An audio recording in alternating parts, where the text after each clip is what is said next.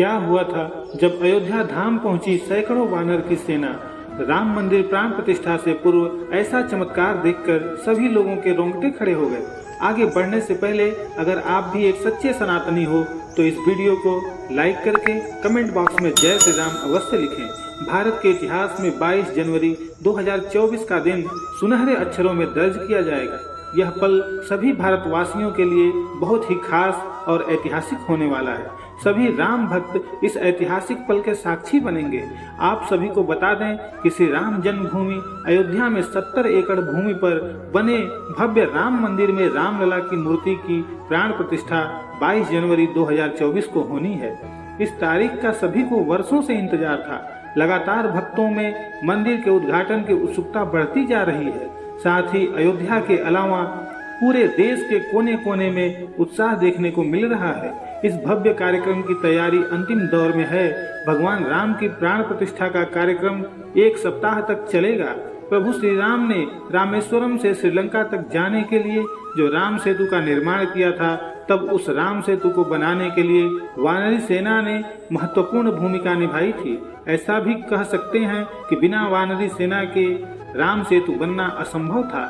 साथ ही साथ अन्य कई पशु पक्षियों ने भी राम सेतु बनाने में अपना अनमोल योगदान दिया था, जिसमें कई गिलहरियां, भालू और अन्य पशु पक्षी भी शामिल थे। ये सभी की मेहनत का परिणाम हमें एक मजबूत राम सेतु के तौर पर देखने को मिलता है। इसके बाद प्रभु श्री राम ने रावण का वध किया और जब अयोध्या लौटे तब धूमधाम से दीपावली का पर्व मनाया गया। लेकिन दोस्तों, वह दिन एक बार फिर से आने जा रहा है, क्योंकि 500 वर्षों का कड़ा संघर्ष अब सफल हो चुका है। 22 जनवरी 2024 को राम मंदिर में भगवान राम की प्राण प्रतिष्ठा होने वाली है। हम हिंदुओं के लिए यह बहुत दुखद बात थी कि हमारे जीते जी हमारे प्रभु रामलला को तंबू में रहना पड़ा। लेकिन कहते हैं ना, सच्चाई को कितना भी दबाया जाए, एक दिन वह सामने जरूर आती है।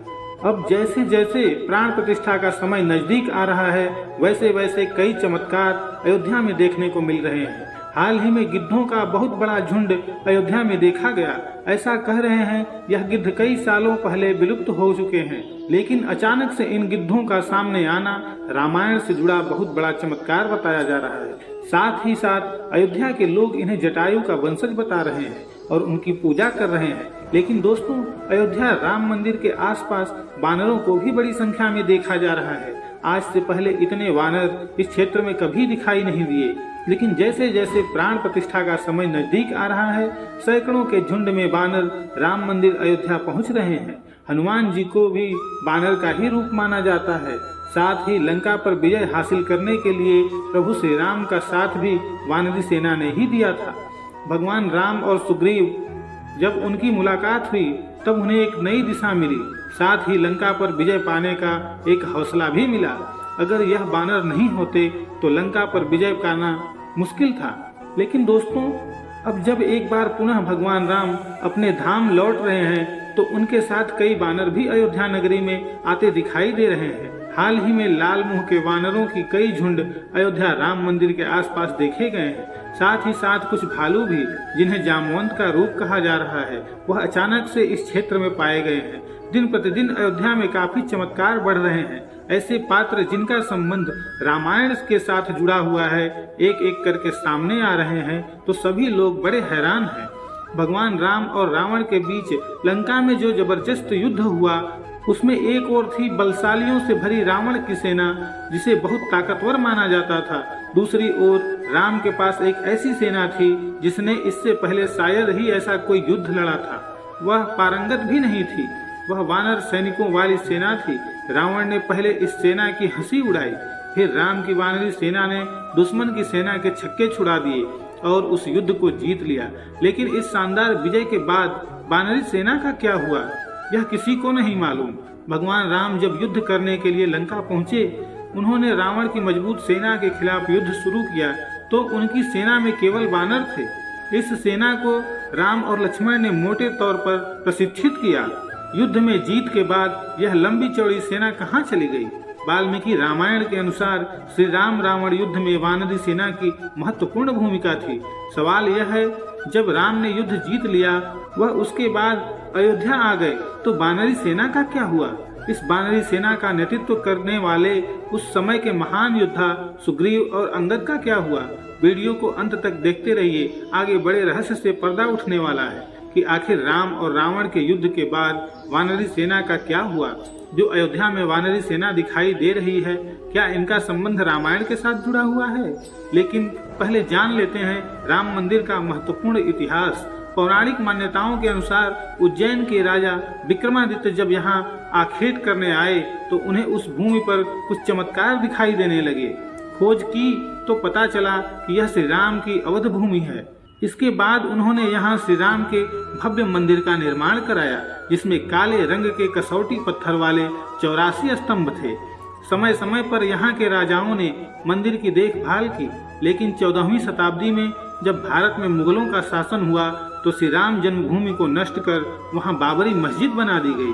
सन 1525 में राम जन्मभूमि मंदिर को बाबर के सेनापति मीर बांकी ने ध्वस्त करवाया था।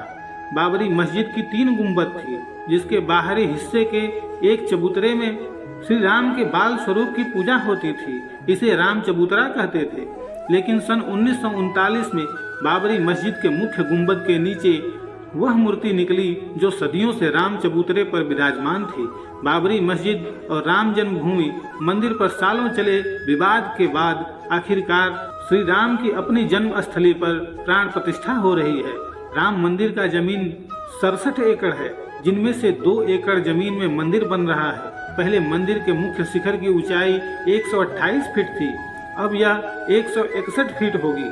3 की जगह अब 5 गुंबद और एक मुख्य शिखर होगा, जिसकी प्राण प्रतिष्ठा 22 जनवरी 2024 को होने वाली है। मंदिर के प्राण प्रतिष्ठा का कार्यक्रम कुछ इस प्रकार है।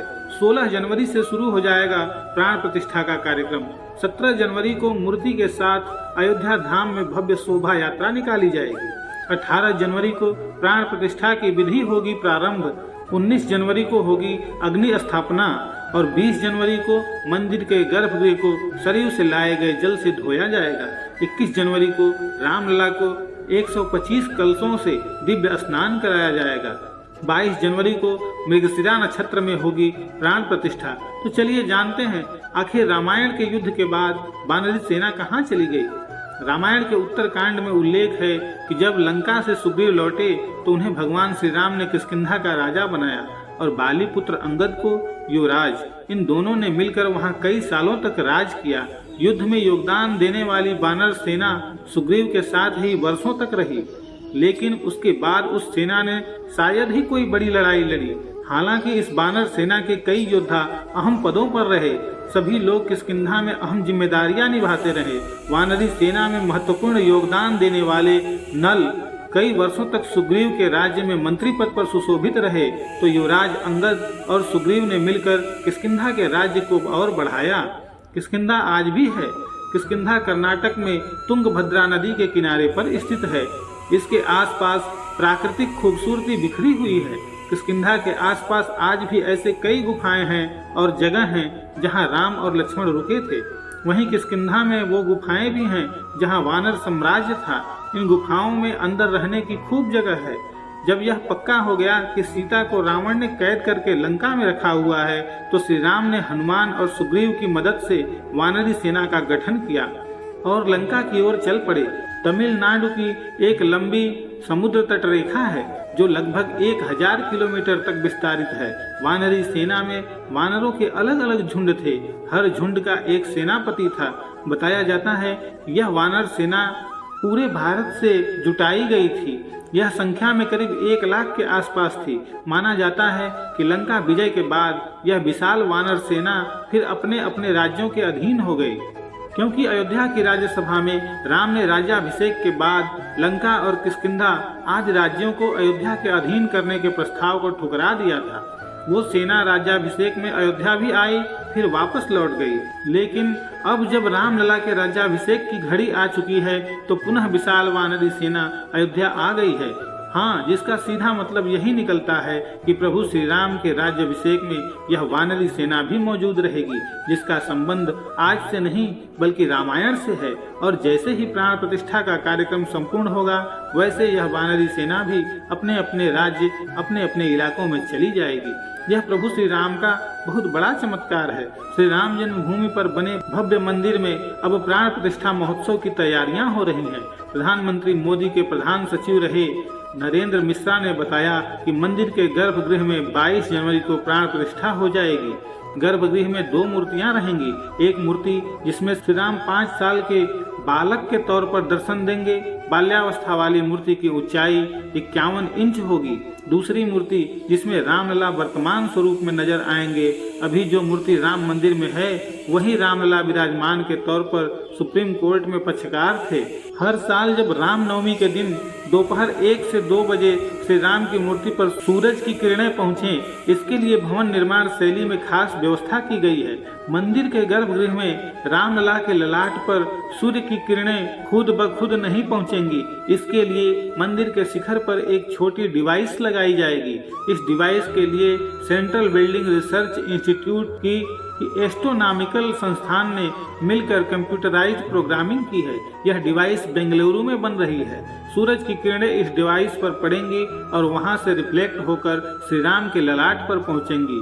ऐसा हर साल रामनवमी के दिन 1 से 2 बजे के बीच में होगा। हर बार इस कार्यक्रम का सीधा प्रसारण करने की व्यवस्था की जाएगी ताकि मंदिर में भीड़ कम से कम हो सके। जब राम मंदिर की इतनी चर्चा हो और अयोध्या के कोतवाल की चर्चा ना हो तो ऐसा हो नहीं सकता। अब तो हम बात करेंगे हनुमानगढ़ी मंदिर के बारे में, जो कि काफी चमत्कारिक मंदिर बताया जाता है और वह अयोध्या के मध्य में स्थित है। पवन पुत्र हनुमान को समर्पित यह मंदिर अयोध्या रेलवे स्टेशन से 1 किलोमीटर की दूरी पर स्थित है। इस मंदिर का निर्माण विक्रमादित्य द्वारा करवाया गया था, जो आज हनुमानगढ़ी के नाम से प्रसिद्ध है। ऐसी मान्यता है कि पवन पुत्र हनुमान यहाँ रहते हुए कोतवाल के रूप में अयोध्या की रक्षा करते हैं। मंदिर के प्रांगण में माता अंजनी के गोद में बैठे बाल हनुमान को दर्शाया गया है। अयोध्या के मध्य स्थित यह मंदिर उत्तर भारत में हनुमान जी की सबसे लोकप्रिय मंदिर परिसरों में से एक है। राम मंदिर जाने से पहले सबसे पहले भगवान हनुमान मंदिर के दर्शन करने चाहिए। राम भक्तों की मुराद पूरी होने वाली है। यह वर्षों के संघर्ष का नतीजा है, कई शहीदों के बलिदान का प्रमाण है और हजारों कार सेवकों के हौसले का प्रतीक है। आशा करते हैं आज की वीडियो से आपको जबरदस्त ज्ञान की प्राप्ति हुई होगी। अगर आपको भी वीडियो पसंद आई हो तो आप वीडियो को लाइक जरूर करें, कमेंट बॉक्स में जय श्री राम लिखें और हमें सपोर्ट करने के लिए इस चैनल को सब्सक्राइब करके बेल आइकन को प्रेस कर दीजिए। अभी के लिए आप सभी को जय जय श्री राम।